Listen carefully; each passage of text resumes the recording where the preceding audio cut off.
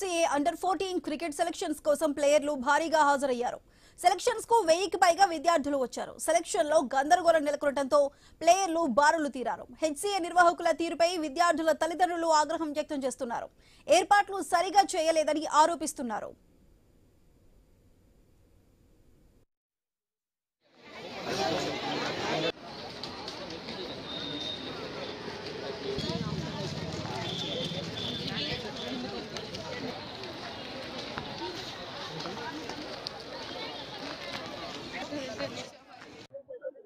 ఒక nearly 10 to 20,000 వచ్చుంటారనేసి అనుకుంటున్నాను.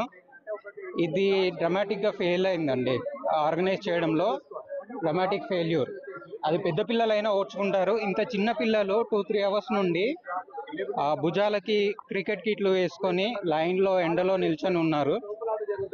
ఇది దాదాపుగా అంటే దీనికంటే ఫెయిల్యూర్ ఇంకోటి ఉండదు. ముందుగా ఆర్గనైజ్ చేసి ఉంటా అంటే ఆన్లైన్ రిజిస్ట్రేషన్స్ పెట్టేసి వాళ్ళకు ఒక టైం స్లాట్, ఈ టైంలో మీరు రండి అని చెప్పుంటే బెటర్గా ఆర్గనైజ్ అయి ఉండేదండి. పెద్ద క్రౌడ్, పెద్ద లైన్ అనేది చాలా ఉంది. అంటే ప్రాపర్గా మెయింటెనెన్స్ అనేది లేదు.